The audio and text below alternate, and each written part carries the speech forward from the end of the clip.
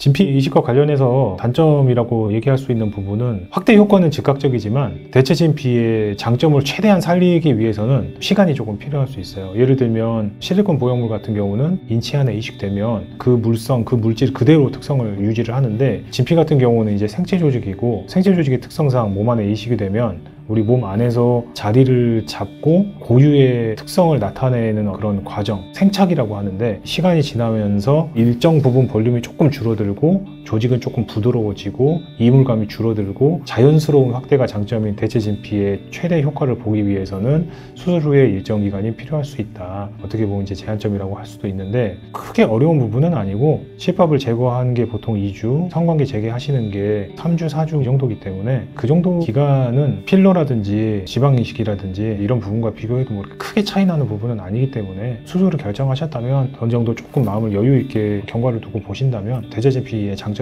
시간이 지나면서 충분히 나타날 수 있기 때문에 다소 진피만의 고유의 장점을 최대치로 나타내는데 시간이 조금 더 걸릴 수는 있으나 기다려 보실 수 있지 않을까 개인적으로 그렇게 생각하고 있고요.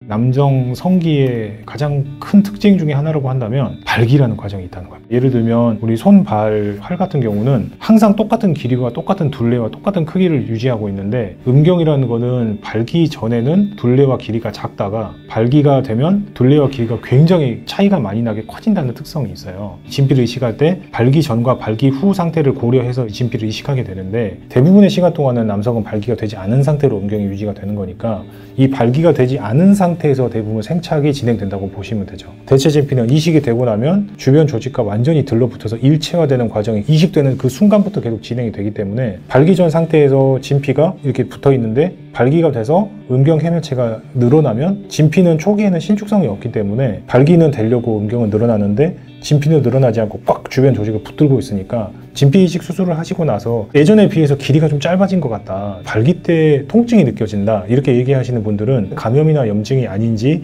일단 진찰을 먼저 하게 되는데 감염이나 염증 같은 문제는 아니고요. 대부분 이제 진피가 자리를 잡고 주변 조직과 들러붙고 생착이 진행되면서 생기는 일종의 정상적인 치유 과정이에요. 그렇지만 수술을 받으신 분들은 부작용처럼 느낄 수 있는 거죠. 특히 더 그런 불편함을 느끼실 가능성이 있는 분들이 있는데 코끼리 것처럼 음경이 길게 이렇게 발기 전 상태에도 길이가 굉장히 충분하게 나와 있는 그런 분들 혹은 발기 전이나 발기 후에 길이 차이가 심하게 나지 않는 분들 그런 분들에 비해서 발기됐을 때랑 발기 후에 길이 차이가 많이 나는 분들 발기 전에는 쑥 들어가 귀두만 이렇게 보이는 분들이 있는데 발기되면 갑자기 쭉 자라목처럼 나와서 실제로는 음경의 길이는 긴데 발기 전후에 이제 음경 해멸체 신축성이 굉장히 높다 보니까 발기 전과 발기 후에 길이 차이가 굉장히 많이 나시는 분들이 있어요. 이제 그런 분들 혹은 음경이 발기 전에 잘 나와 있다고 하더라도 전후 차이가 큰 분들이 있을 수 있죠. 이 두 가지 경우가 진피를 이식하고 나서 이식 후 초기에 발기 시 당김이나 통증이 느껴질 가능성이 좀 더 높은 분들이에요.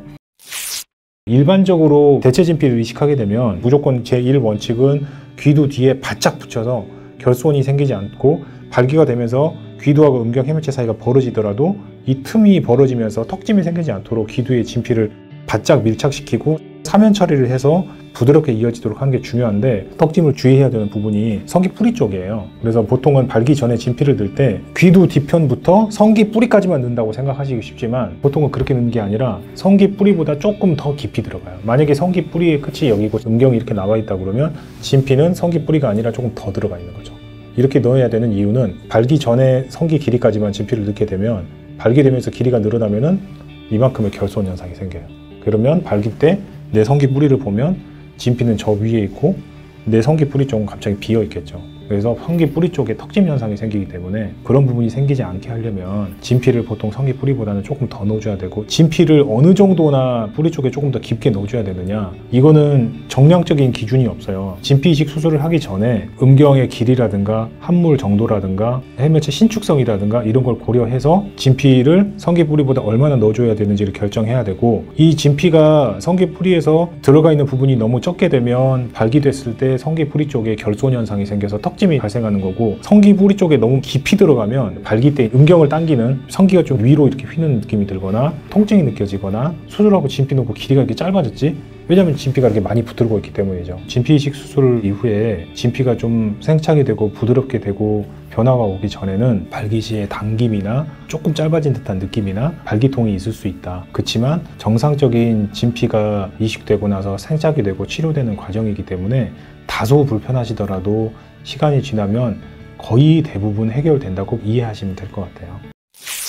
대체 진피 단점이나 부작용, 제한점 이런 부분에 대해서 제가 좀 말씀드릴 수 있는 부분을 좀 자세하게 설명을 드렸는데, 대체 진피는 장점이 사실 많은 이식 재료예요. 활용도도 높고 안정성이 높고 확대 효과도 좋고 길이 연장, 조루 개선, 기타 다른 남성 수술 이후에 발생한 문제 해결, 굉장히 활용도가 높은 좋은 재료인데, 그럼에도 불구하고 진피 이식 수술을 진행함에 있어서 잠재적으로 어떤 문제가 생길 수 있고 이런 부분들이 어떤 방법을 통해서 해결될 수 있고 문제가 발생할 가능성이 어느 정도 있는지 이런 걸 살펴보는 거는 그런 문제가 발생할 가능성을 낮출 수 있는 방법을 더 개발하고 더 신경을 쓸 수 있는 부분이 있을 수 있기 때문에 단점이나 제한점에 대해서도 한 번쯤은 살펴볼 필요가 있다고 생각이 되고요. 이상적으로는 좋은 재료인데 현실적으로 구현해내려면 제한점이나 단점이 될 수 있는 부분들에 대한 극복이 필요하기 때문에 그런 부분에 대해서 저희 유로진 남성원에서도 많은 노력을 기울이고 있고 최선의 결과를 도출할 수 있도록 실질적인 개선을 하고 좋은 방법이 있다면 적용하고 그런 부분도 좀 참고가 되셨으면 하는 개인적인 바람이 있고요. 영상을 보시고 궁금하신 점이 있으시면 댓글에 편하게 남겨주시면 확인하는 대로 답변을 드리도록 하겠습니다. 오늘 영상 시청해 주셔서 감사합니다.